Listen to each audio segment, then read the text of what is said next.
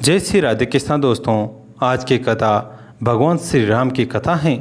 एक दिन की बात है, श्री रामचंद्र जी और सीता जी बैठे हुए थे। आपस में बातें हो रही थी। हनुमान जी की चर्चा छिड़ी तो श्री राम जी ने कहा, हनुमान मेरा बड़ा भक्त है। सीता जी ने कहा, अजी वाह, आपने कैसे जाना? वह तो मेरा भक्त है। श्री राम जी हंसने लगे और बोले, तुम्हें अभी क्या मालूम, मुझसे बढ़कर वह किसी को नहीं मानता। सीता जी मुस्कुराए और बोली, आप धोखे में हैं।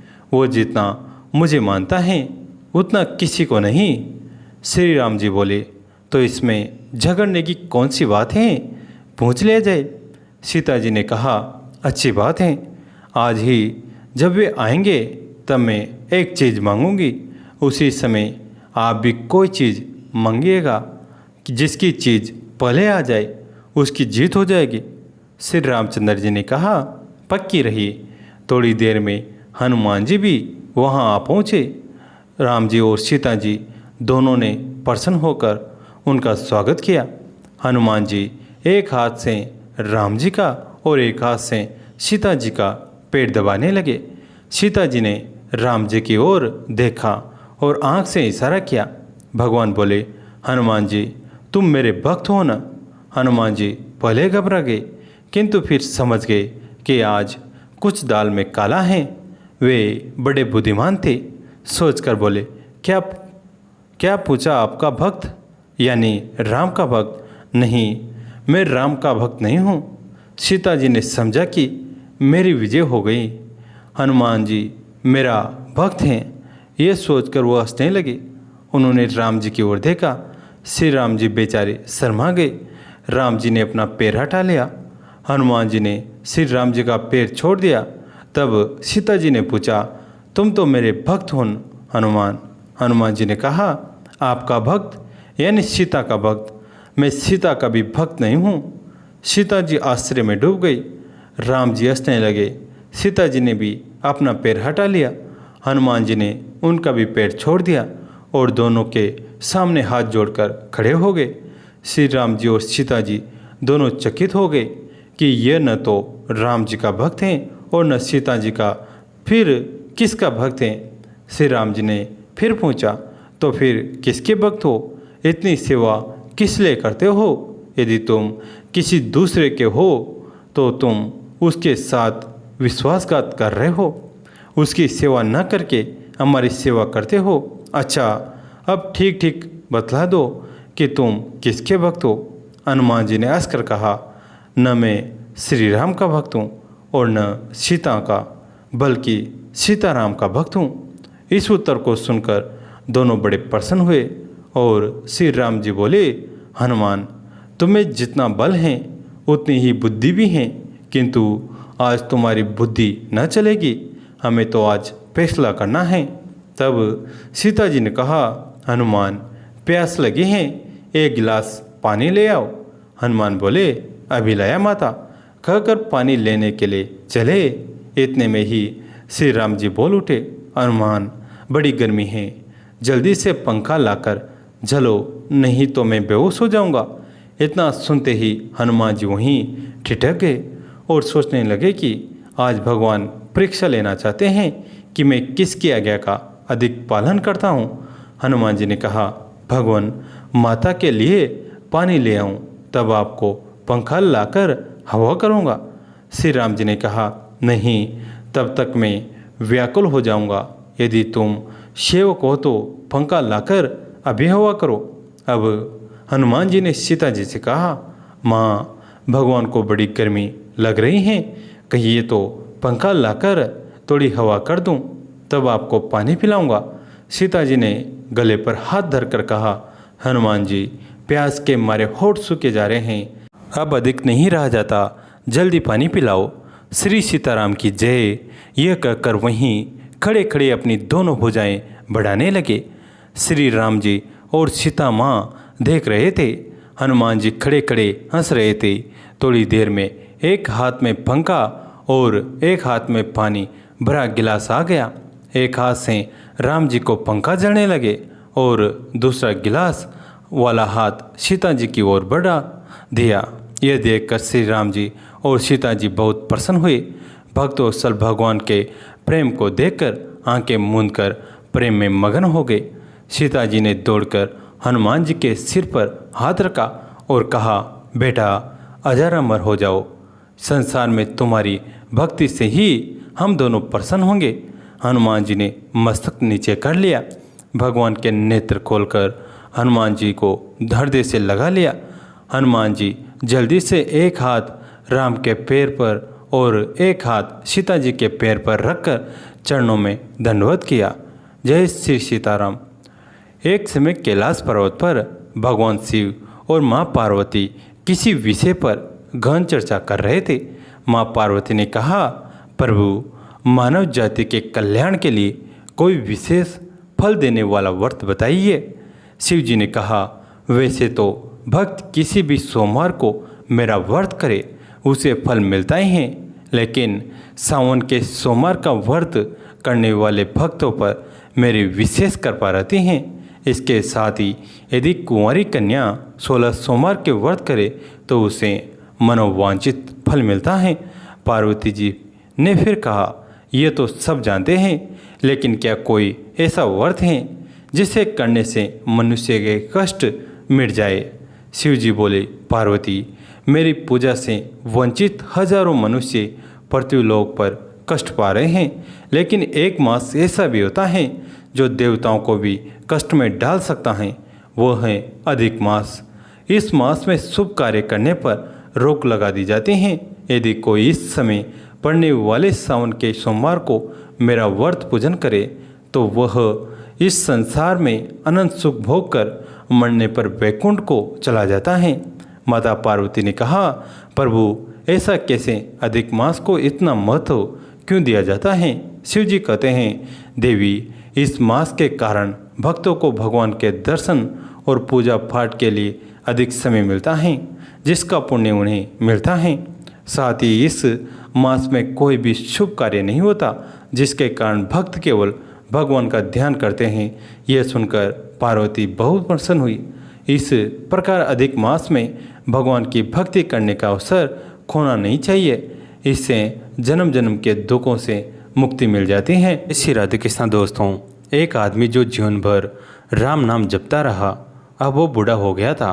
बूढ़ा ही नहीं होता बल्कि इतना कमज़ोर हो चुका था कि अपनी जगह से बिना किसी सहारे के उठ भी नहीं पाता था। ऐसी स्थिति में भी उसने कभी राम नाम को अपने से अलग नहीं होने दिया। वो पूरा दिन मन में राम नाम लेता रहता। राम नाम की वजह से उसे अपनी तकलीफ़ों को सहन करने की शक्ति मिलती। बूढ़े हो चुके इस आदमी के 2 बेटे थे जो उसे नित्य कर्म करने में मदद करते। शुरू में वो बिना कहे ही खुद अपने बूढ़े बाप की सहायता कर दिया करते। फिर धीरे धीरे जब बाप खुद बुलाता तब आते, लेकिन जैसे जैसे वक्त बीतता गया तो वो 2-3 बार पुकारने के बाद भी मुश्किल से आते और कभी कभी रात को ना भी आते। अब हालत ऐसी हो चली थी कि अक्सर बूढ़ा बिस्तर गंदा कर दिया करता और जब तक उसके बेटों से सहायता ना मिलती ऐसे ही गंदे बिस्तरों में पड़ा रहता। बुढ़ापा बढ़ता जा रहा था, उसकी नज़रें कमज़ोर हो चुकी थी। इतनी बदहाली में भी उस आदमी ने राम नाम का साथ नहीं छोड़ा था। एक बार बूढ़े को नित्य कर्म करना था।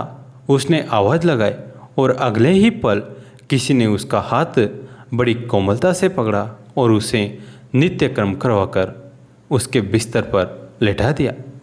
ये अब रोज़ाना होने लगा। जब भी बूढ़ा आवाज़ देता, अगले ही पल उसकी मदद करने के लिए कोई आता और उसे उसके सारे काम करवा कर वहाँ से चला जाता। नज़र कमज़ोर हो चुकी थी। देखकर बूढ़ा उसे पहचान नहीं पाता था, लेकिन बूढ़ा जानता था कि यह उसके बेटे नहीं हो सकते और वह इस वर्ष भी उनके बेटों का नहीं था। एक दिन जब बूढ़े आदमी ने नित्य क्रिया करने के लिए अपने बेटों से मदद मांगी, तब अगले ही पल उसे फिर से वही मुलायम वाला स्पर्श महसूस हुआ। सारा काम खत्म करने के बाद बूढ़े आदमी ने उस व्यक्ति का हाथ पकड़ लिया और उससे पूछा, सच सच बताओ, आखिर तुम हो कौन? तुम मेरे बेटे तो नहीं हो सकते। बूढ़े के सवाल के साथ उसके कमरे में बहुत तेज रोशनी हुई और प्रभु ने अपने दिव्य अवतार में वहाँ पर दर्शन दिए। किसी भी वस्तु को बड़ी मुश्किल से देख पाता था, वही बूढ़ा भगवान के दिव्य रूप को स्पष्ट रूप से देखने में समर्थ हो गया। जिस भगवान का नाम वो पूरा जीवन लेता रहा, उसे अपने पास पाकर बूढ़ा उनके चरणों में गिर पड़ा और बोला, भगवान, मैं धन्य हो गया जो आपने मुझे साक्षात दर्शन दिए।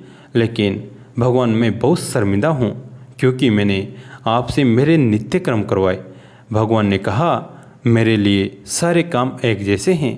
अगर वह काम मुझे अपने भक्तों के लिए करना पड़े तो मुझे सभी कामों में खुशी मिलती है। बूढ़े ने हाथ जोड़ते हुए भगवान से कहा, लेकिन भगवान, आप ये सब करने के बजाय मुझे मुक्त ही क्यों न कर देते? क्या आपके दर्शन मात्र से मेरी मुक्ति संभव नहीं है? ये सब प्रारब्ध की वजह से हैं। तुम्हारा प्रारब्ध बहुत कठिन है। अगर मंद होता तो मेरे दर्शन मात्र से तुम मुक्त हो जाते। मैं चाहूँ तो तुम्हें अभी मुक्त कर सकता हूँ, लेकिन फिर अगले जन्म में तुम्हें प्रारब्ध को भोगने के लिए आना पड़ेगा। इसलिए मैं तुम्हें खुद तुम्हारा प्रारब्ध काट कर मुक्त करवाने के लिए सहायता कर रहा हूँ। भगवान ने कहा। इतना बोलकर भगवान वहाँ से अंतर्ध्यान हो गए। कुछ महीने और काफ़ी तकलीफ भोगने के बाद आखिरकार उस बूढ़े आदमी को मुक्ति मिली। आज की दूसरी कहानी है भोला की गणेश जी की भक्ति। जमुना देवी अपने पुत्र कौशल और बहू मालती के साथ एक शहर में रहती थी। कौशल एक बड़ी कंपनी में नौकरी करता था। एक दिन शाम को कौशल घर आता है। कौशल अपनी माँ से कहता है, माँ, मुझे नौकरी में तरक्की मिल गई है और सैलरी भी बढ़ गई है। बेटा, ये तो बहुत अच्छी बात है। मालती, मैं तो कब से आपकी तरक्की का इंतज़ार कर रही थी। सुनो जी, मैंने आपसे पहले ही कहा था कि आपकी तरक्की होते ही हम नौकर रख लेंगे। जमुना ने कहा, बहू, क्यों बेकार नौकर झंझट पाले? छोटा सा परिवार है, खुद सब मिलजुल कर काम कर लेंगे। कौशल कहता है, कोई बात नहीं माँ, मैंने पहले ही नौकर के लिए बात कर ली है। वह घर का काम भी कर लेगा और खाली समय में तुम्हारी सेवा भी कर देगा। अगले दिन भोला नौकर के रूप में उनके घर पहुंच जाता है। भोला, जयराम जी की भैया, आपने नौकरी के लिए बुलाया था? कौशल, हाँ, मैंने ही बुलाया था, लेकिन यहाँ सबको नमस्ते कहा करो, ये जयराम जी की नहीं चलेगा। भोला, लेकिन भैया, ये तो भगवान का नाम है, आप लोग भगवान का नाम नहीं लेते क्या? जमुना, अरे तू यहाँ काम करने आया है या भजन? हम पूजा पाठ नहीं करते, हमें किसी चीज़ की कमी है क्या जो पूजा पाठ करते रहें? मालती भोला को घर का काम समझा देती हैं। भोला, माँ जी, हम तो भगवान को बहुत मानते हैं और गणेश जी के तो हम भक्त हैं, उनकी हर सुबह पूजा करते हैं। अगर आपको बुरा न लगे तो हम अपने कमरे में एक पूजा की चौकी लगा लें। मालती, हाँ, अपने कमरे में कुछ भी करो, हमें कोई मतलब नहीं है। भोला उनके घर में काम करने लगता है। एक दिन भोला सुबह सबको नाश्ता परोस रहा था। तभी वो जमुना देवी से बोला, माँ जी, यहाँ गाय नहीं आती हैं क्या? हमने तो गाय के लिए रोटी निकाल दी थी। जमुना, हमने कभी गाय को रोटी नहीं निकाली, हमें क्या पता गाय आती हैं या नहीं। तो क्यों बेकार में रोटी बर्बाद कर रहा है? भोला, माँ जी, इसका बड़ा पुण्य मिलता है, आप अपने हाथ से पली रोटी गाय को दिया करो। मालती, भोला, तू अपने काम से काम रख। भोला, दीदी, मैं खुद सुबह गाय ढूंढकर रोटी खिला दिया करूँगा, आपको परेशान नहीं करूँगा। अगले दिन से भोला गाय को रोटी देने लगा और वह सुबह उठकर नहा धोकर गणेश जी की पूजा करता, उनकी आरती करता, जिसकी वजह से बाकी सब उठ जाते थे। कौशल, ये भोला सुबह सुबह आरती गाकर उठा देता है, चैन से सोने भी नहीं देता। मालती, अब कर भी क्या सकते हैं, आजकल अच्छे नौकर मिलते ही कहाँ हैं। एक दिन भोला पूजा कर रहा था। कौशल, भोला इतना टाइम तुम पूजा में लगा देते हो, जब सुबह पूजा कर ली थी तो शाम को क्यों पूजा करते हो। मालती, देखिए जी, ये डिब्बे में से देसी घी लेकर दोनों समय उसके लिए दिए जलाता है। जमुना बोला, ये सब नहीं चलेगा, कल से तू पूजा नहीं करेगा। भोला, लेकिन माँ जी, इसमें तो हमारे साथ साथ आपकी भी भलाई है। कौशल, तू हमारी भलाई छोड़, चुपचाप अपना काम कर, कल से पूजा बंदोली। भोला, ठीक है, हम कल से चुपचाप पूजा कर लेंगे और घी भी अपने पैसों से ले आएंगे। एक दिन कौशल बहुत परेशान घर आया। मालती, क्या बात है, आप बहुत परेशान हैं। कौशल, मेरी नौकरी जाने वाली है, अब घर का खर्च कैसे चलेगा, और घर की किस्त नहीं भरी तो मकान भी आज से चला जाएगा। अगले दिन वे भोला से बात करते हैं। कौशल, भोला, तुम कल से कहीं और काम ढूंढ लेना, हम तुम्हें नहीं रख पाएंगे। भोला, मालिक, एक बात कहूँ, आपको भगवान ने सब कुछ दिया है, लेकिन आप भगवान का नाम तक लेना नहीं चाहते। आपने उनके दिए के लिए घी के देने से मना कर दिया। आपने विघ्नहर्ता की पूजा में विघ्न डालकर अच्छा नहीं किया। मेरी बात मानिए, पूरे मन से उनकी पूजा शुरू कीजिए, उनसे माफ़ी मांगिए, सब ठीक हो जाएगा। मालती और जमुना दोनों ने उसी समय पूजा की तैयारी की और पूरे परिवार ने गणेश जी की पूजा की, आरती गाई और प्रसाद चढ़ाया। अब यह उनका हर दिन का नियम बन गया था। कुछ ही दिन में कौशल को नई नौकरी मिल गई और घर में पहले की तरह खुशहाली रहने लगी। हर दिन भोला सुबह गणपति जी की पूजा की तैयारी करता, पूरा परिवार पूजा करता और उसके बाद गाय को रोटी खिलाकर ही वे नाश्ता करते। जय श्री राधे राधे। दोस्तों, कैसी लगी कहानी कमेंट करके ज़रूर बताएं। वीडियो को लाइक करें, चैनल को सब्सक्राइब करें, घंटी के बटन को दबाकर ऑल पर क्लिक करें। दोस्तों, इसे अपने दोस्तों के साथ, फैमिली के साथ शेयर जरूर करें। कहानी अंत तक सुनने के लिए आप सभी का तहे दिल से धन्यवाद।